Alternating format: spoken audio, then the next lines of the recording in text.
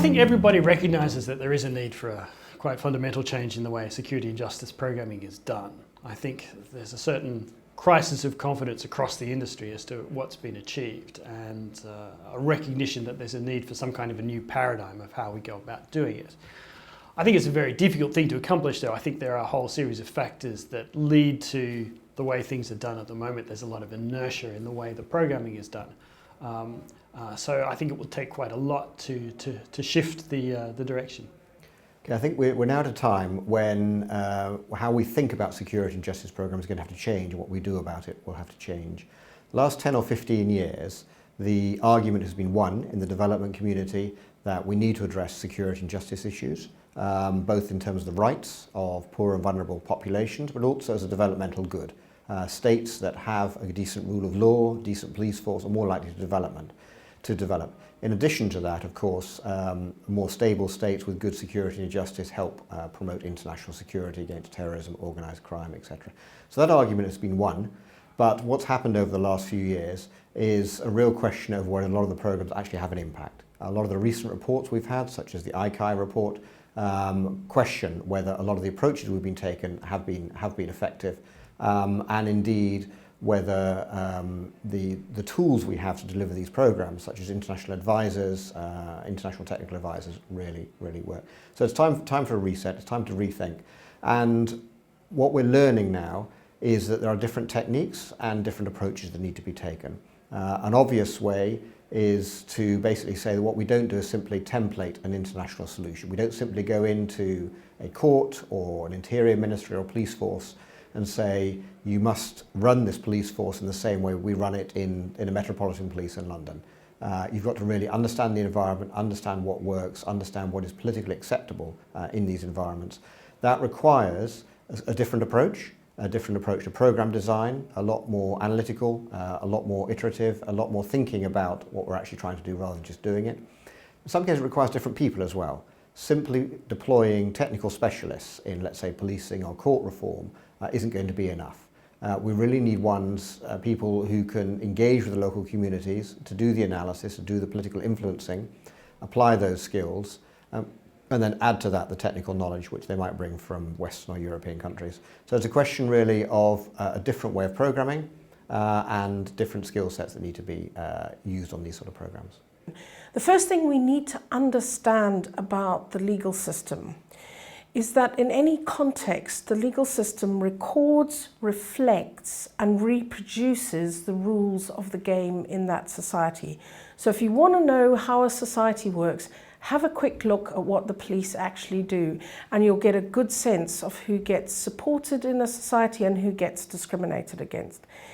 Because of that, it's a key site for engaging in changing the rules of the game.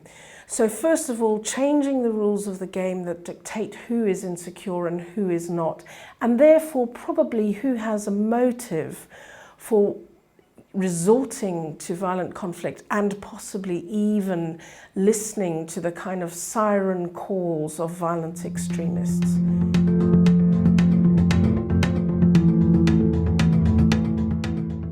We're working differently in a number of our programs. One example of that is the Legal Assistance for Economic Reform program, LASER. It's funded centrally by DFID, and it's very much taking a problem-driven, iterative approach to the way we work in 8 countries. What that means in practice is that we are focusing very much on trying to work with our local colleagues to understand and identify what are the problems that they face. It's a commercial law and justice program, so the problems are all of that nature. But we very much work with the local partners to come to an agreement about where they want to start working on addressing a particular problem.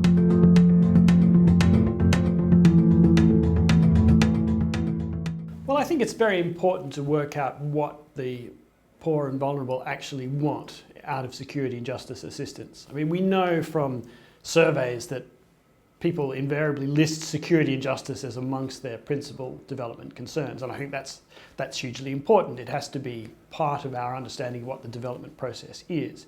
But what always strikes me when talking to communities in developing countries is what a huge breadth of topics comes up under the headings of security and justice. They're often referring to very different things. It might be social norms in their communities, it might be relationships between men and women, it might be some of the structures that keep poor people poor. And I think that if we are to respond to them, we actually need to be much more flexible in the way we think about the security and justice problem.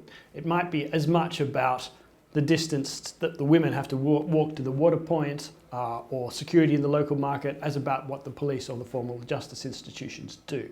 The main challenge is that when you're trying to do security and justice programming, it's deeply political. It's all about the political economy of the country and trying to shift power relationships within the country. So you really have to focus on that as your start point, working out with the client, so the donor agency as well as the beneficiary, what's possible and what you can actually do about it in that particular context. It's not a question of bringing in a template or bringing in an external solution, because it will be different in every case. What that means in practice is that rather than just talking about political economy analysis or doing academic studies, you've got to get a really deep understanding of how the security sector, the justice sector works, what the beneficiaries want. So there's a great deal of ongoing analysis, which again is not just at the beginning, but it's throughout the programme. So it's every month, it's every quarter, actually understanding what the beneficiaries want and what the political economy is. In practical terms, apart from the analysis, what that really means then is shaping your interventions around incentives. So most programs tend to focus on training, capacity building, organisational change, equipment, whatever it happens to be. The only point of doing any of those is shifting incentives. So can you, for example, get the police to see the citizens differently? Can you persuade prosecutors or judges that they should treat court cases or clients differently? Can you encourage the politicians in the National Assembly or the Parliament to pass new legislation covering different areas? So the whole structure of the programming needs to shift from simply providing capacity, training or equipment to actually shaping incentives of different actors.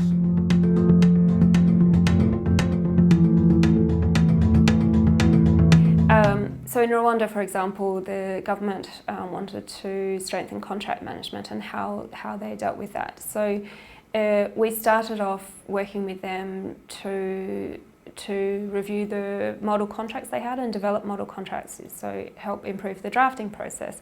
But in conversations with partners and legal officers across government, it became clear that there was an issue around roles and responsibilities in actually implementing the contract. So then we had a series of workshops and discussions and trainings which brought together legal officers and procurement officers to look at those issues.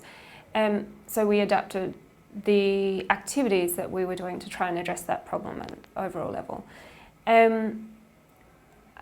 I guess that program was very much focused in Rwanda on the government's needs, but we also took into account the interests and problems facing people at a grassroots level.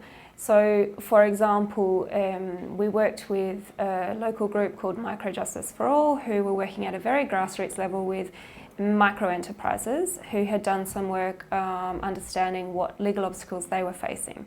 And we facilitated an engagement between Microjustice and the Minister of Industry and Trade in Rwanda, so they could present their findings and together work through how best to start addressing those. And part of the way they did that was to develop a booklet into which government agencies were providing information.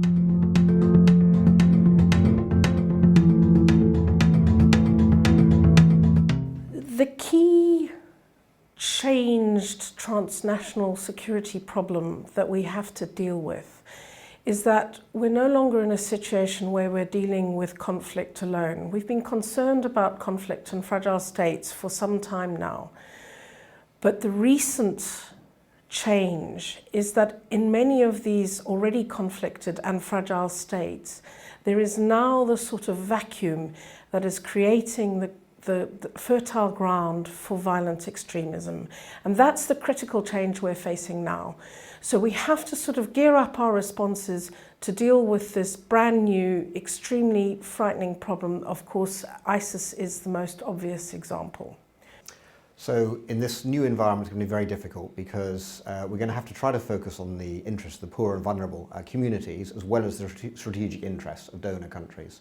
That has been an issue ever since 9/11, and indeed going back before 9/11, but it's going to get even more of an issue now with global security agenda over terrorism, organised crime, drug trafficking and migrants coming up the agenda. And in practical terms, in many of these countries, we're going to have to design programs that do both. It's not going to be enough simply design programs that support poor and vulnerable marginalised groups as a good in itself. We're going to need to articulate that agenda in terms of the global public good, in terms of overall international security. The argument you can make in the long term is fairly simple, that if you're able to provide security and justice for the poor and marginalised in many of these communities, you will lead to a more stable state. You will lead to less migration, less terrorism, less crime leaking across borders. So in the long term, you can certainly make the argument and you can program according to that, because in the long term that will help the international security agenda. At the same time, in the short term, we're going to have to make trade-offs and make clear trade-offs. So for example, if there's an issue about migrants or terrorism or drug trafficking coming from a developing country which will affect the UK or European countries, there will be a pressure to carry out short-term interventions to deal with that, such as training police forces, for example, equipping courts, advising Coast Guard agencies. We will have to do some of that while also making sure that's seen through the lens of the longer-term development agenda. Only by bringing those two together will we succeed. So, for example, if you are going in to build the capacity of a police force to deal with drug trafficking, for example, or people smuggling, there are ways of doing that which are much more developmental, to make sure they continue to be responsive and accountable to the local populations, as well as addressing European or Western security agendas. The key, I think, really is going to be have programs that blend these two, rather than allowing them to become either purely security focused or purely focused on the poor and vulnerable communities, in which case funding for these programs will dry up.